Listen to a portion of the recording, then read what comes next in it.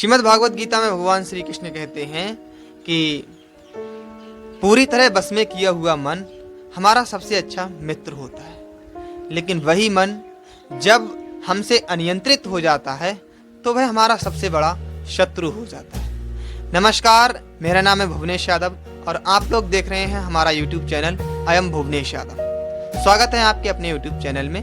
और motivational stories की एक लाइन में, एक कड़ी में हम उपस्थित हैं एक और स्टोरी के साथ जो हमें सिखाएगी कि हम अपनी इच्छाओं पर, हम अपने मन पर किस तरीके से नियंत्रित कर सकें। तो सुनिएगा, आइए स्वागत है आज की इस नई वीडियो में। तो एक बार एक गांव में एक संत जी रहते थे और उसी गांव के बगल में एक वन था छोटा सा, उसमें उनकी कुटिया बनी हुई थी। तो उसी गांव से वो गुजर रहे थे अपनी कुटिया की तरफ। तो इसी रास्ते में उनके लिए एक बाजार दिखा और उन्होंने उस बाजार में देखा कि एक दुकान पर बहुत सारी टोकरियां रखी हुई हैं। उन टोकरी में उन्होंने देखा कि खजूर रखे हुए हैं। तो जैसे ही उन्होंने उन खजूरों को देखा तो उनके मन में इच्छा जाग उठी, लालसा जाग उठी कि अरे ये तो बहुत अच्छे खजूर हैं, इन्हें तो खाना चाहिए, लेना चाहिए। लेकिन उन्होंने अपनी जेब में हाथ डाला तो पैसे नहीं थे। तो उन्होंने सोचा कि पैसे तो है नहीं। तो उस मजबूरी में उन्होंने अपने मन को काबू में करना पड़ा उस वक्त उनके लिए, और वो वहाँ से चल दिए अपनी कुटिया की तरफ। वहाँ से चलने के बाद अपनी कुटिया में पहुँचे, लेकिन वहाँ पहुँचने के बाद भी उनके मन से वो विचार नहीं गया। वही दिमाग में घूमता रहा, बाजार वाली वो टोकरी में जो खजूर रखे थे वही चित्रण उनके दिमाग में आता रहा। और कुटिया पर पहुंचने के बावजूद भी उनके मन से वो विचार नहीं गया। उनके दिमाग में यही गूंजता था कि काश मुझे खाने को मिल जाते वो खजूर, बहुत अच्छे लग रहे थे वहाँ जो टोकरियों में रखे थे। तो रात में जैसे तैसे नींद आई, अच्छे से नींद भी नहीं आई, सो नहीं पा रहे थे। और अगली सुबह हुई और सुबह जब उठे तो फिर भी वही दिमाग में चला, वही दिमाग में आया उनके, वही बाजार वाली बात और वही दुकान, वही खजूर।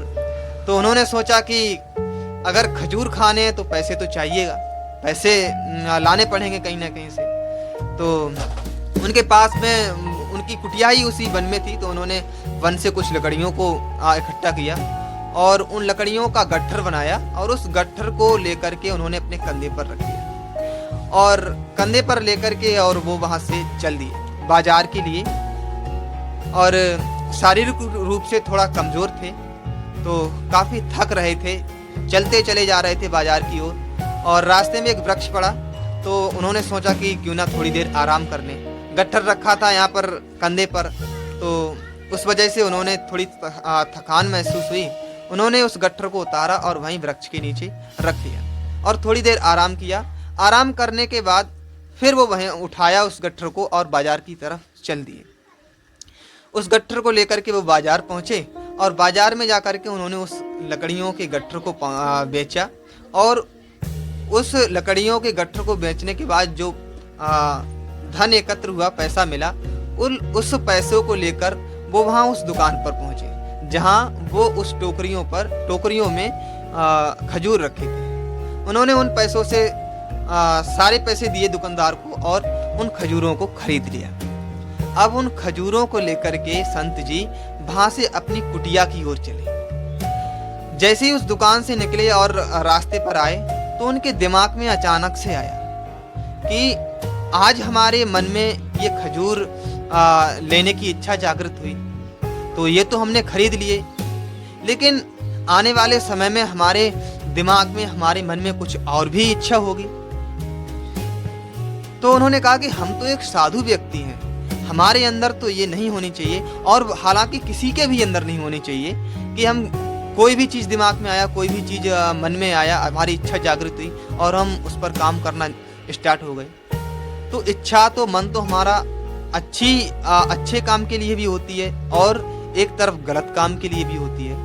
उन्होंने सोचा कि हमें अपने मन को काबू में करना पड़ेगा। तो उन्होंने उन खजूरों को त्यागने का फैसला लिया। और वहीं रास्ते से एक व्यक्ति गुजर रहे थे, उन्होंने देखा कि ये कोई गरीब व्यक्ति लग रहा है तो उन्होंने उन खजूर को उन व्यक्ति के लिए दे दिया कि जाओ और इन्हें खा लेना जाकर के। तो कहानी का सारांश छोटा है लेकिन हमें बहुत कुछ सीखने को देता है। कहानी का सारांश कहता है कि हमें अपनी इच्छाओं पर पूर्ण तरीके से नियंत्रित पाना चाहिए। अगर हम अपनी इच्छाओं पर नियंत्रण नहीं बना सके तो हम अपनी इच्छाओं के दास बन जाएंगे। और ईश्वर है तुम्हारे लिए दास बना करके और नौकर बना करके नहीं भेजता है, बल्कि तुम्हें मालिक बना करके भेजता है कि आप अपनी इच्छाओं पर पूर्ण तरीके से नियंत्रण करें। आपकी गाड़ी की स्टीयरिंग आपके हाथ में है, यानी कि आप बुद्धि रूपी ड्राइवर हैं जिसके द्वारा आप अपनी इंद्रियों पर, अपनी इच्छाओं पर पूर्ण तरीके से नियंत्रण पा सकते हैं।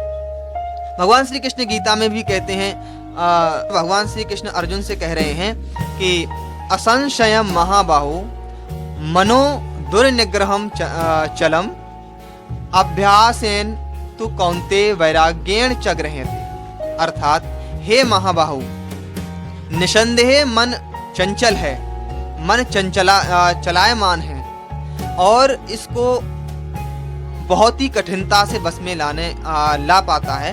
लेकिन हे कुंती पुत्र अर्जुन, अगर हम अभ्यास करें और वैराग्य के द्वारा इसको हम पूर्ण तरीके से नियंत्रित कर सकते हैं। तो कहानी का सारांश छोटा है लेकिन हमें बहुत कुछ सीखने को देता है। उम्मीद करते हैं आपके लिए ये वीडियो अच्छी लगी होगी और मिलते हैं एक नई वीडियो के साथ। तब तक के लिए जय श्री कृष्णा, जय श्री राधे।